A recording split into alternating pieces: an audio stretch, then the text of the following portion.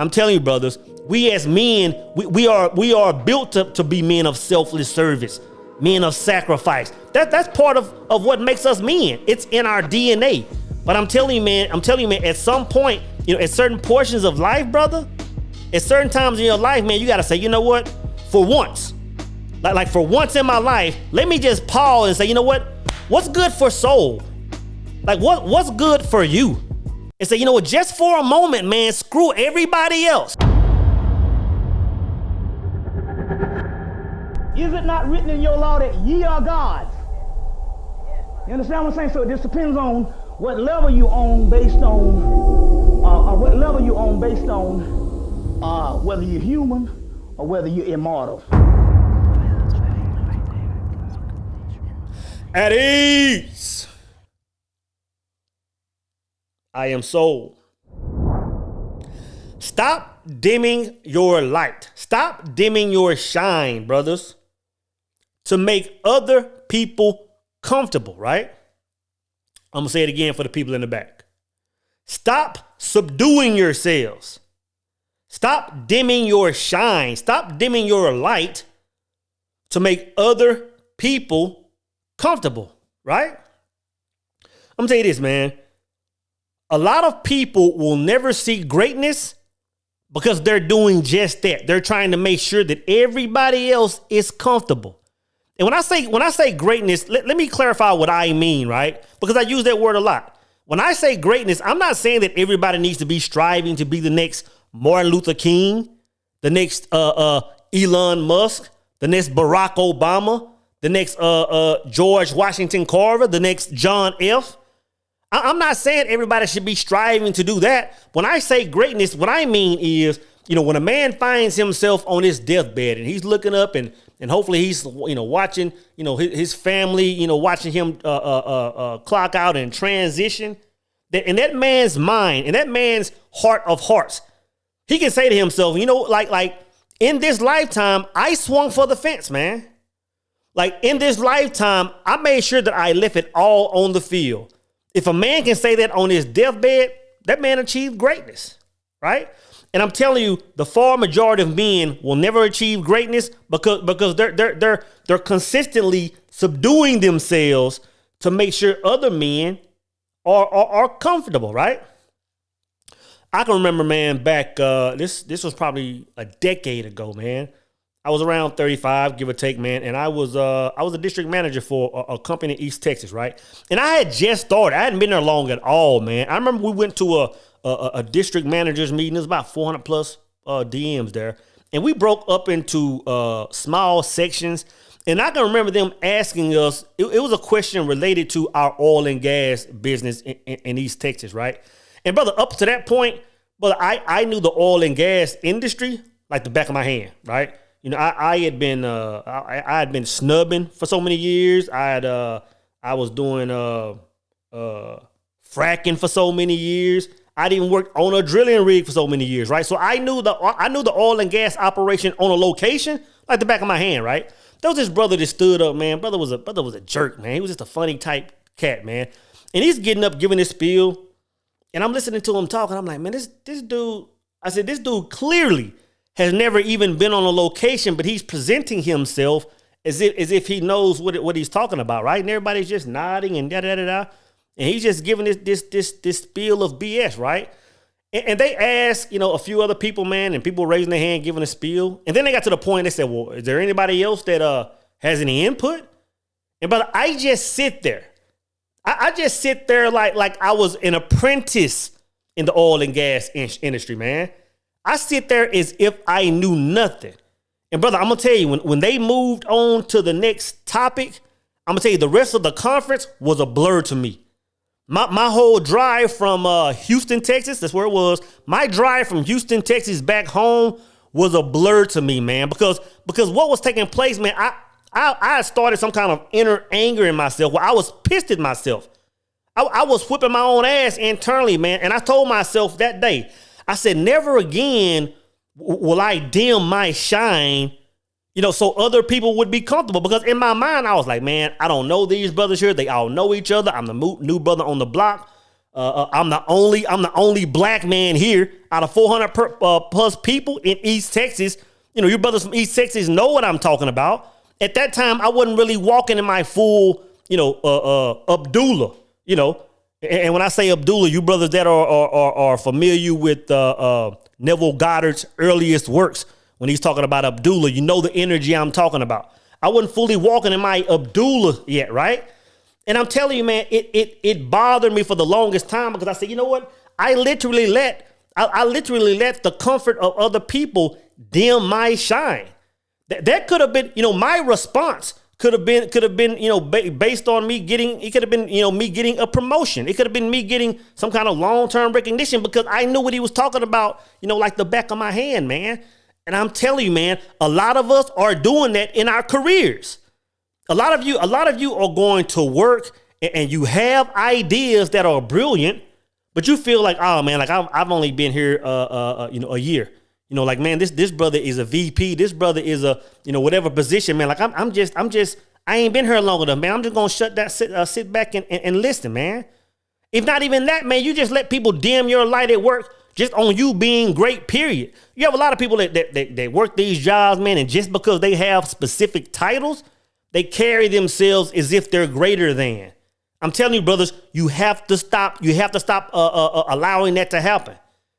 You have to stop allowing that to happen because I'm telling you, as time passes, when you get to your deathbed, when you get to certain levels in life, you're going to look back and you're going to be angry, man. I'm still angry at myself for what I let happen that day, man. I let a group of men dim my shine just to ensure they could sleep good at night. You know what I'm saying? Never again will I do that, brothers. Never again will I do that. And I'm telling you, man, brothers, you will never see greatness with that attitude. You will never see greatness with that mentality. Sometimes, man, you're going to have to voice your opinion, and some people just going to have to be pissed off at you. Some people just going to have to feel some kind of way, man. But I'm telling you, once you start subduing yourself, you'll start subduing yourself all, in all areas of your life, man. It'll become who you are. You'll create that hypnotic rhythm, and it'll become who you are, brothers. I'm telling you, man, don't do it, man. Don't do it. Stop subduing yourselves to make other men comfortable, right?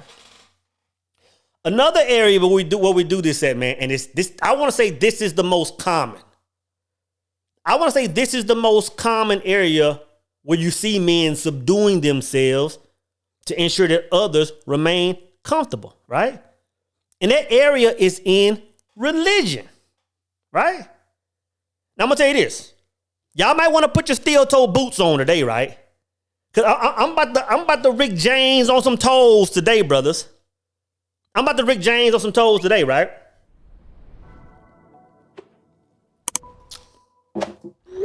Let's keep it 100. A lot of y'all have watched The Recipe, right? A lot of y'all have tuned in to an episode or two of God Talk, right? And even though you might say to yourself, Soul be in left field sometimes. Like he be way out there on some of his beliefs. But there are some elements of truth to what he's saying, right? And then you'll do this. You wake up early Sunday morning, right? Put your suit on, get your smell good on, comb your beard, get edged up, and go to church. You'll wake up on Fridays around noon, put your kufis on. The sisters put the hijab on and go to Jumu'ah. You get cleaned up and go to all these different services, knowing what you know, and you'll sit there and you'll let a pastor, you'll let an imam, you'll let, all these other titled brothers of the cloth sit there and spill ignorance to the multitude, and you'll sit there and say nothing. Am I lying? Am I lying? You sit there, brothers, and let someone tell you that you have to gain salvation by going through some third-party person that roamed the earth several years ago that you've never met. They're saying that this is the only way you can get to this certain place that we've created, right? You'll let people tell you that by you standing up here, coming to the front of the church, or all of us coming together, reciting certain words every single Sunday, you let them tell you that that's prayer. You let them tell you about this place with streets of gold, this place where many mansions are. You let them tell you that heaven is somewhere that you'll go after you die, and not something that you create, a realm that you can create while here on earth. You let them tell you and all the people around you all these things, because there's a long list of them, brothers, and you won't feel any type of way. You won't feel any type of way. You'll let people tell you that God is some entity that looks a certain way, that lives in a certain place in the sky, and you know better. Is it not written?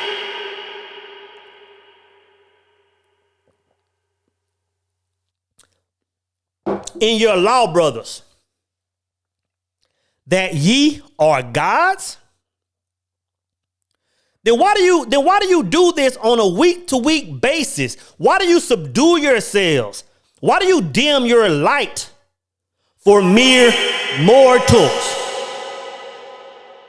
Brother, I'm telling you, by you dimming your light, man, you're not doing anybody any good.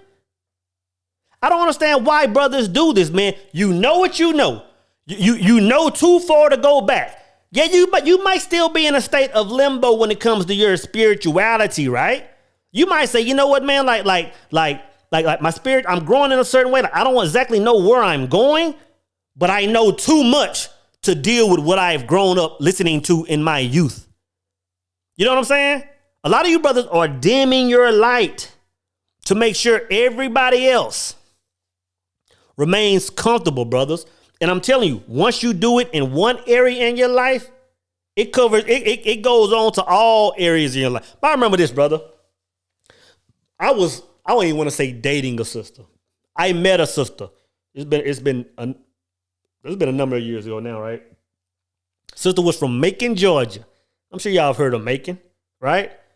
And we were chopping on the phone, man. And I went down there. I visited her just one weekend, bro. We hung out, man. We went to the ATL, kicked it.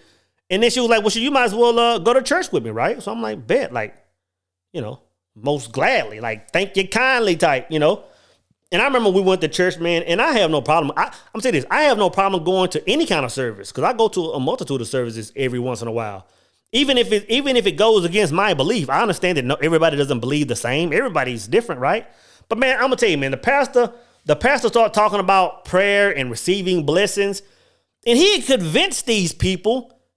He had somehow convinced these people, these old women, to go to the bottom of their purses, to get their money, to write their prayer on this envelope, and the size of their contribution would be the speed their prayer was answered. Now, when it gets to that point, soul has had enough. At that point, I'm going to do one or two things. I'm going to stand up in the middle of service and veto the whole operation and tell my whole spiel, or I simply have to leave the establishment, right? And out of respect for the sister that I was talking to at that time, out of respect for the pastor and his congregation, soul chose the latter, right? So I got up, man. I went out in the parking lot, and I just waited for service to be over, right? And I remember on the way back to our apartment, we were talking about it. And I was like, hey, well, that's just like too much for me, right? So we started just talking about a number of religious things and beliefs. And we found out very quick that, hey, you know what? Like the fence was we were too far apart. Like, I understand, man, that you can get in religion, you can get in relationships, man, and you can even have two different religions sometimes and be successful. But I said the gap was too wide for us. We both agreed. Now, that was the last time we spoke, brothers, right? So I'm telling you, man, don't dim your light, man, especially when it comes to your spirituality, man. You know too much, brothers. Don't you want the same for your brothers and sisters that you want for yourself? You telling me that you want to be free on a spiritual level, but you feel comfortable sitting in a congregation when stuff that's not true is being spilled? I love my brothers and sisters too much to do it, man. I can't do it for that reason alone, man. So don't dim your light when it comes to your spirituality, brothers. Another area is relationships. Another area is relationships, right? Now, as men, we are taught to be the sacrificial lambs of society, right? And I'll lie. I'm not gonna lie, right? I take pride in being a man. I take pride in being, in situations where there may be, where the women and children may have to go first for me to protect the entire, civilization. I take pride in that. No one can ever say soul doesn't move in that energy. I put my life on the line for a cause, whether I believed in it or not. I've sent rounds down range, right? I've ducked rounds coming my way for a cause, even if I didn't believe in it or not. I have 2 combat patches to show for my movements as a man, right? So no one can ever say soul doesn't move in that energy, brothers. But I'm gonna tell you this: at some point in time, brothers, at certain sections in our life, at certain time frames in our life, brothers, we have to become selfish, because a lot of times when it comes to women and relationships, a lot of times just that selfless service that we owe society as men, us walking in that energy can actually hurt us. You know what I'm saying? And I'm going back to when it comes to you tapping into your greatness. But a lot of times, brothers, we can have our game plan. We can say, you know what, this is who I am. This is where I'm going. This is my game plan. This is the new me. Like I'm doing all the steps. I'm doing the meditation. I'm creating. I'm walking in my prayer. This is the new me. And then you'll say, for somehow, some way you'll forget about, you'll have a woman in your life and you'll forget about your own happiness. You'll forget about your own peace. You'll forget about your own self. And what I mean by that is like you'll look at your new vision and say, this is who I am. But then you'll say, well, man, like just because this woman loves me, like just because she cuts for me a little bit, just because she shows that she cares a little bit, I'm going to completely forget about where I'm going, just because I don't want to make her sad. I don't want to make her unhappy.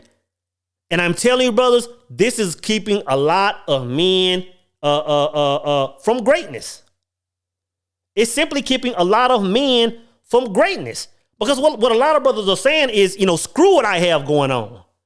Screw what I have going on, man. They're too tied into the program that we as men need to subdue ourselves for the happiness of women. And I'm telling you, brothers, that's true. But at a certain point in time, it's BS. It's BS, man. I know a lot of men that are great.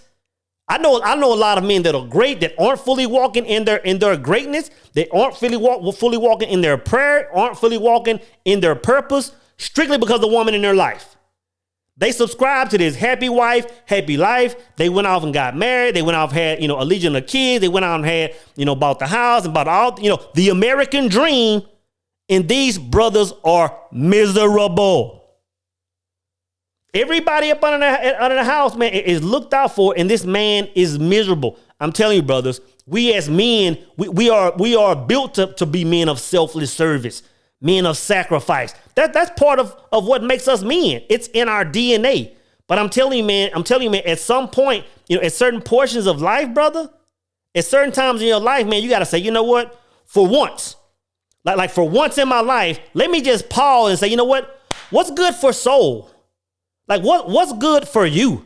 And say, just for a moment, man, screw everybody else.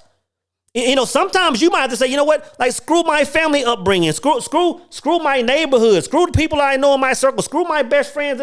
You might at some point in time, brothers, if you want to be great, I'm not talking about being average. I'm not talking about being an average Joe Schmo. If you want to be an average Joe Schmo, man, if you don't want to leave this world anything, then this video really doesn't pertain to you, man. I'm strictly talking to the brothers and sisters that want to be great. when they leave this world, man. And I'm telling you, if you want to be great, brothers, at some point in time, you have to be selfish. You have to be selfish, man. You're going to have to get to the point, man. I had to get to the point where I understood. I said, you know what?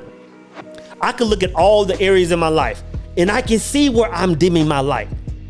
Like I could look at my career. I said, man, I can see where I'm dimming my light.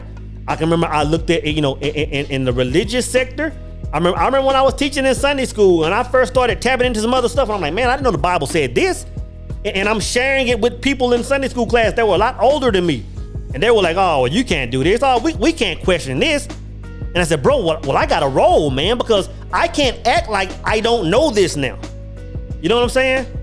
I've been in situations, man, where I had to leave certain women alone, in my past, right? I said, I got to leave certain women alone because I love them. I care about them. But today I got to worry about soul first. I got to put myself first, brothers. And I'm telling you, brothers, because I don't want to kick a dead horse. If you want to achieve greatness, you have to stop dimming your life. You have to stop dimming your light. You have to stop subduing yourselves for mere mortals.